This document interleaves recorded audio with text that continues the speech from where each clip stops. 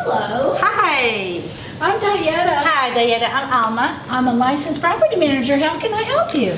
Well, I just went to my association's board meeting last night, and all of a sudden I am the board president, and I need some guidance on how to do my job. Well, have you ever been a board member before? No. Oh, well, I commend you for getting educated. That's great. A couple things. First, I'd like to say, don't take it too serious, because a lot of times politics get involved and it's kind of hard to, step back sometimes, but it's important to always take it with a grain of salt. Yeah. And it's important for board members to think of the association as a whole. A lot of times we go to the meeting with something that we're thinking about or discussing, and then you become a board member, you have to widen your vision and think of the association as a whole.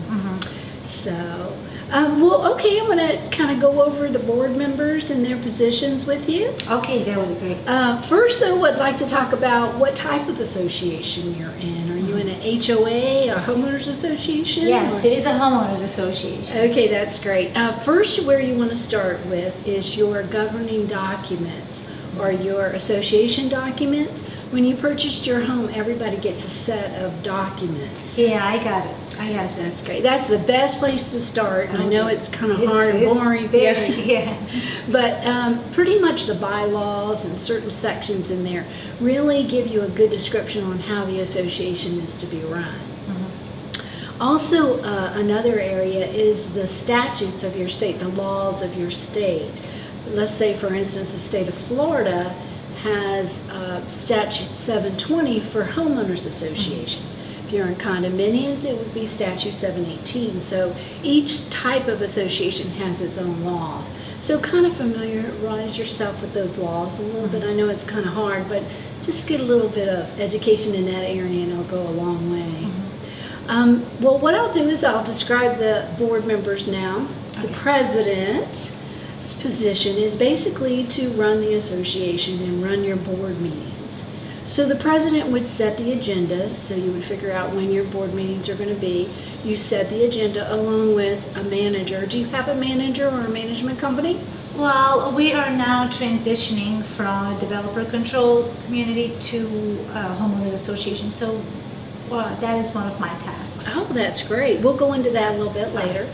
So between the, yourself and if a manager is involved, you would set the agendas. And basically the president's job is to run that board meeting. It's a good idea to keep your board meetings at approximately an hour long. I know a lot of people have a hard time doing that, but if you do things that I'll go into a little bit later, one thing is a meeting package, and educate your board members ahead of time.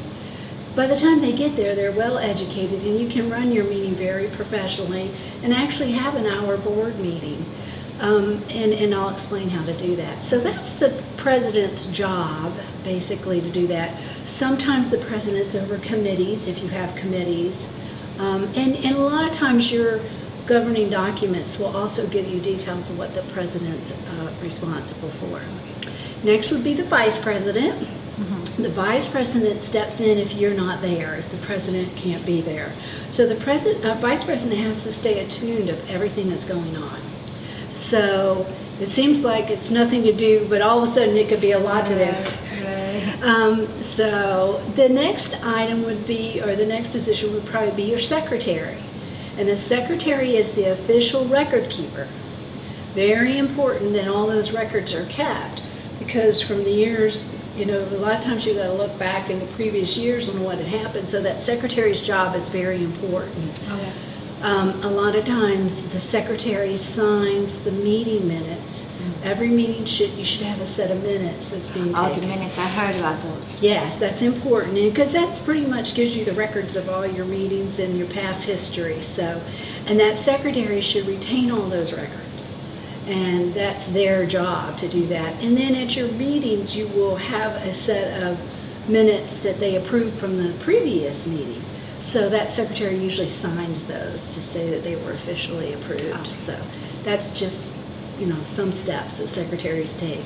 And then they keep them and they retain those minutes. So the next position is the treasurer.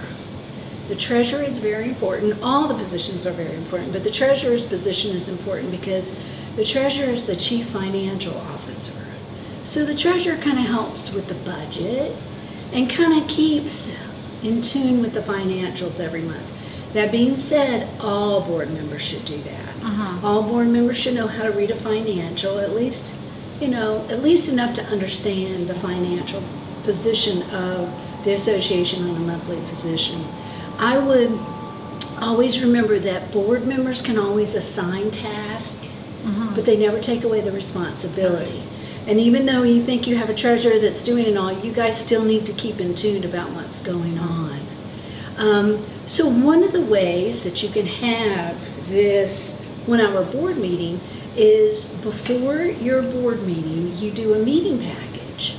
And in the meeting package, you have an agenda. You have the minutes of the previous meeting. Okay. And then you have a summary of what that meeting is going to be. So let's say you're going to take, you're taking bids to do paving. Oh, okay. You're going to paint, all different kinds of items.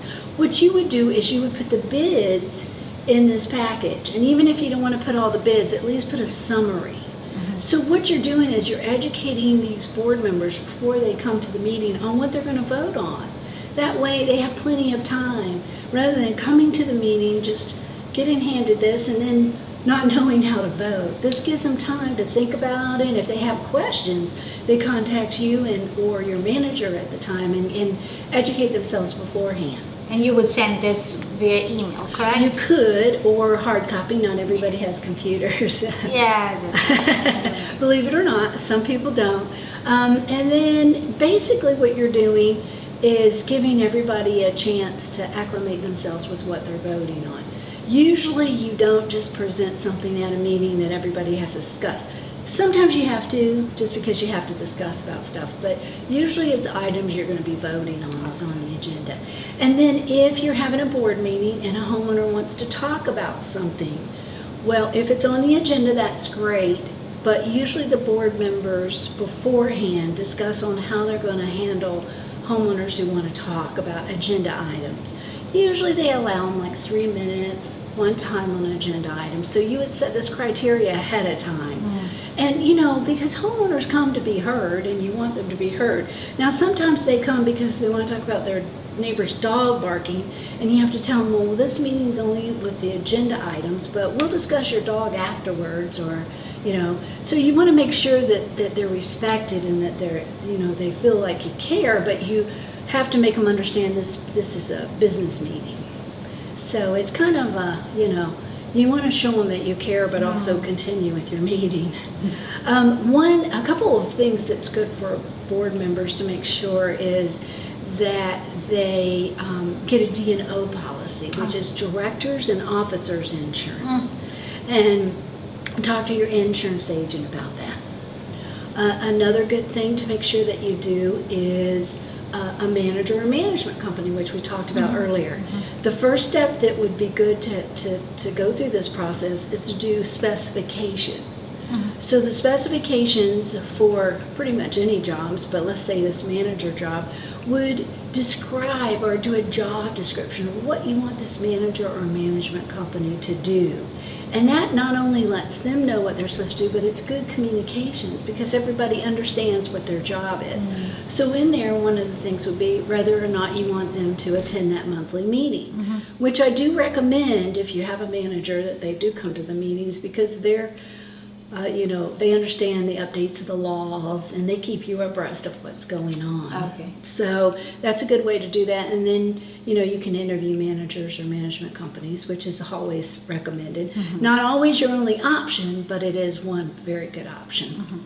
Another thing I'd like to recommend is that you get an association attorney ahead of time. Okay. A lot of times, especially if you're turning over your association from the developer to the board members, is you want this attorney ahead of time so that you can interview them and find one that fits your association.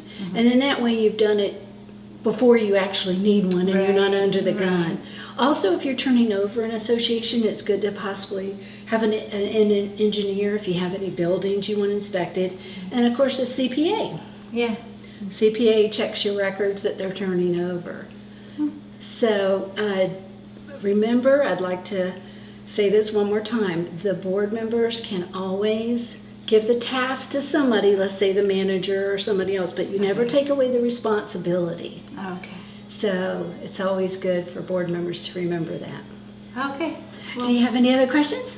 No, I think I'm ready to run. Okay, great. And if you have any more questions, you can go to camresource.info. Well, It was thank you nice so meeting much. Oh, you're welcome. Bye. Thank you.